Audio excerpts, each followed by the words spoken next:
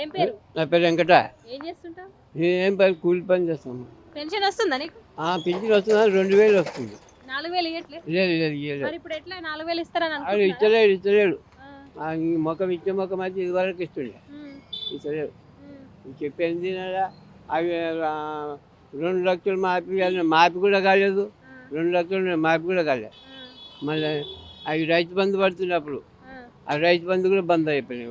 ఆ. ఇంతవరకు రైతు బంధు కూడా పడలే. ఆ, ఇక ఇండ్లు అంటే ఇండ్లు అవి ఇచ్చేదే వచ్చారు. ఊక అందరిని మందరం సావగొట్టుకొని ఒక కాగితాలు తీసుకుంటున్నాయి.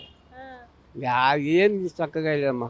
మరి ఇప్పుడు ఇవన్నీ ఇవ్వడానికి కేసీఆర్ అప్పు చేసి పెండు ఆపే తీరుస్తున్నాయి ఇవన్నీ ఇయ్యాలని అంటుండు కదా? అప్పు చేసింది తెలియదు. అప్పుడు ఇట్లేమి చెప్పిండు ఆ, తెలియదు. అప్పుడు అప్పు చేసేది ఆ, అది తెలియదు. కానీ ఒక అబద్ధం చెప్పిండు. ఎందుకు చెప్పలే? ఆ, అప్పు చేసింది తెలియదా? ఆ, నువ్వు అన్ని నేను ఇస్తా నీకు గప్పలు కొట్టి మనం యాదం దానికి సమాధానం ఉండాలి కదా. ఆ, అదే నేను తెలియదు. అప్పుడు నువ్వు ఊకనే నేను మొత్తము ఆదాయం ఇస్తాను. అదే 2 ఒక్కొక్కరికి ఉన్న వాళ్ళకి కూడా పడలేవు పైసలు. ఆ, ఆ? ఆ, ఒకరికి 100లో ఒక 10 మందికి వేసి అయిపోయినా ఆ. అట్లనే అందరికి పడ్డాయంట కన్నే? ఎవరికి పడి అందరికి ఎంత చెక్ చేయమను. అందరికి పడినావు. ఆ, ఆ. ఎవరు ఎవరు వాళ్ళవా? ఎవరు వాళ్ళకి మీకు తెలిసిన దాంట్లో ఎవరు వాళ్ళవా? మాకైతే మా దాంట్లో అయితే మాకు తెలిసిన వాళ్ళకి పడ్డాయి. కొంతమందికి ఉమ్, కొంతమంది పడలేవు. రూపాయలు చాలా వంతు పడేది చూడు. ఉమ్, అంతే. బాగా వంతు ఎవరు పడలేవు. ఆ. మరి ఇప్పుడు ఇస్తాన్న హామీలు కూడా ఇయ్యలేని పరిస్థితి. ఇవ్వలేదమ్మా, ఏది ఇవ్వలేదు. ఆ, రేషన్ కార్డు అన్నాడు, రేషన్ కార్డు లేదు. మాకు పింఛన్ కూడా లేదు. నాకు పింఛన్ కూడా లేదు. ఇవ్వేసింది అన్నీ ఇస్తాడు, ఆ. ఒక్కటి కూడా లేదు. మరి నిన్న రాష్ట్రానికి ఇన్ని పైసలు అని చెప్పేసి కేటాయించారు. ఆ పైసలు 4000 పెన్షన్ ఊసేలేదు కదా మరి. యాభై ఇవ్వలేదు అంటలే. ఆ. అన్ని పైసలు తీసుకున్నాడు కానీ ఒక్క రూపాయి ఎవరికి ఇవ్వలేదు. ఉమ్, కానీ ఇష్టం రేషన్ కార్డులోనే కావాలి కదా మాకు. ఆ, బియ్యం కూడా కదిగా మాకు. ఆ. వస్తాయి అనుకుంటారా మరి? వస్తామని ఇంక రాపిచ్చిండ్రు. ఆ, రాపిచ్చి వచ్చిన ఊరికి పోయి మళ్ళీ ఈ నుంచి హైదరాబాద్ నుంచి ఊరికి పోయి ఆ, పోనీకి 500 రానికి 500 1000 ఛార్జ్ అని ఆ, 2 సార్లు పిలిపించిండు. ఆ, 2 సార్లకి పింఛన్ ఇప్పిస్తా అంటాడు. ఏమో అంటారు. యాభీలు అన్నీ రాసుకున్నారు. నీకు నెంబర్ 4000 పెన్షన్ కావాలంటే ఇప్పుడు కేసీఆర్ చేసిపోయిన అప్పులే ఉన్నాయి, అయ్యే తీరుస్తున్నాం అని అంటుండు. అవునమ్మా, అవి తీరుస్తున్నాడు. అప్పుడు తెలియదా? ఫస్ట్ ఈయనకు తెలియదా? అప్పుడు గెలిచేటప్పుడు తెలియదా? ఆడోళ్ళకి బస్ ఫ్రీ అనే అవే కొన్ని కోట్లు వస్తున్నట్టు రోజుకి. అప్పుడు తెలియదా? హామీ ఇచ్చేటప్పుడు తెలియదా? హామీ ఇచ్చేటప్పుడు తెలుసుకుని చేయాలి. నేను ఎట్లా తీరుస్తా ఎట్లా లేదు అని ఆలోచన ఉండాలిగా ఆయనకు. ఆయనకు ఉండాలి కదా, మనకు ఉంటుందమ్మా. ఓటు ఏమంటే వేస్తాం అంతే. గెలిపించినాం. గెలిపించినాక వాడు చేసిపోయిన అప్పులు అంటే వాని అప్పులు మేము తీరుతాం. మేమే మంచిగా 10,000 ఇయ్యారంటే మేమే ఇస్తాం. మరి వాని అప్పులు తీయడానికి మేమే ఇస్తాం. మరి అప్పులు ఉన్నాయి. మరి కేసీఆర్ చేసిపోయిన అప్పులు అంటే మేమే ఇస్తాం ఉల్టా మళ్ళీ.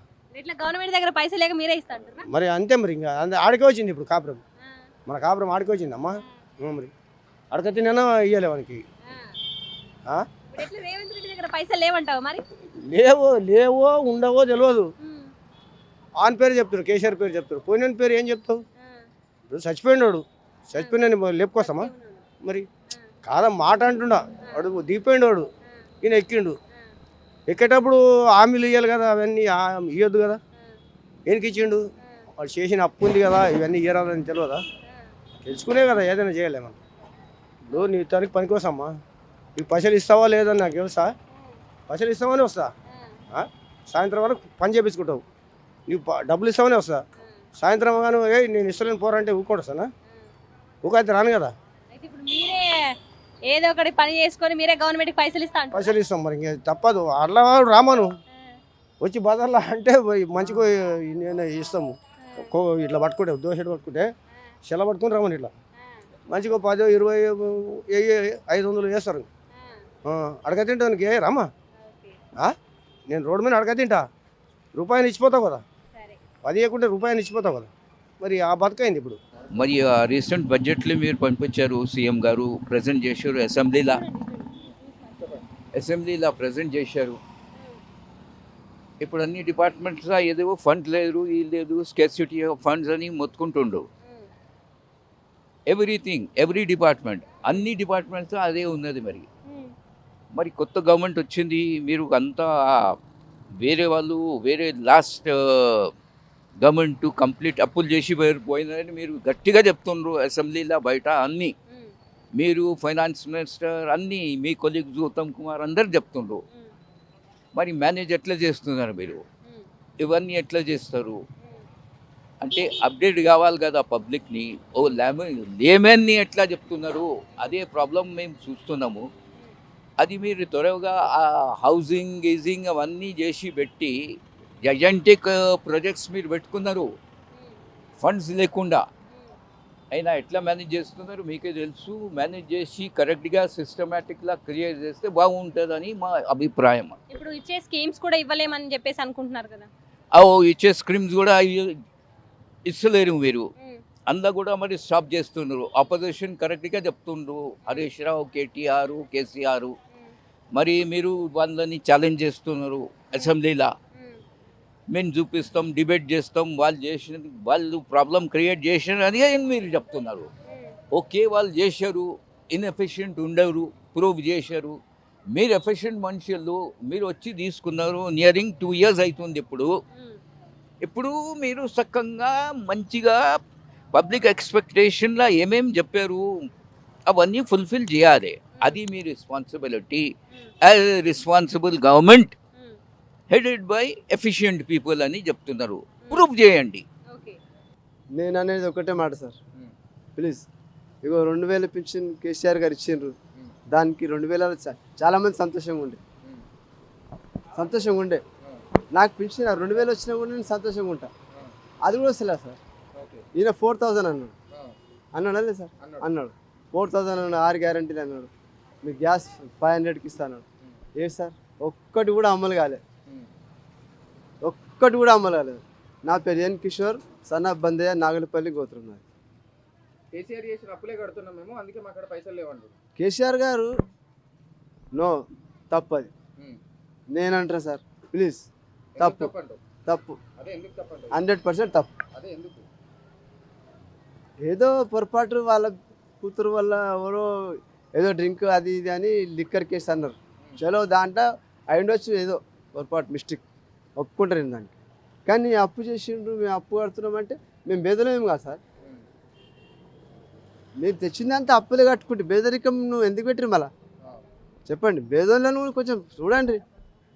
ఇంకా మీకు 15 లక్షల కోట్లు కావాలా, 20 లక్షల కోట్లు కావాలా అంటే పైసా చెట్లకు కాస్తుందా సార్? మీ దగ్గర మిషనరీ ఉందేమో పైసది, కానీ బేదోళ్ళు కడుపు ఉంది, ఆకలి అవుతుంది.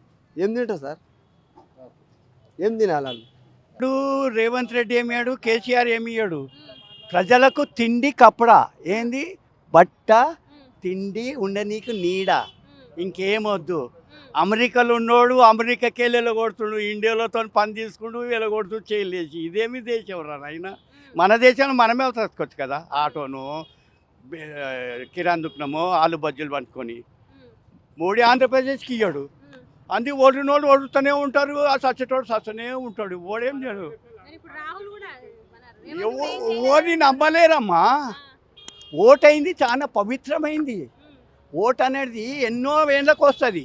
వీళ్ళైతే పీక్క తింటుర్రు. ఇప్పుడు ఈయన అన్నట్టు ఎవరు చచ్చిపోతే ఎవరు బాధ సొమ్ము కుదబెట్టుకో సాగు చేస్తారు, తప్పవు.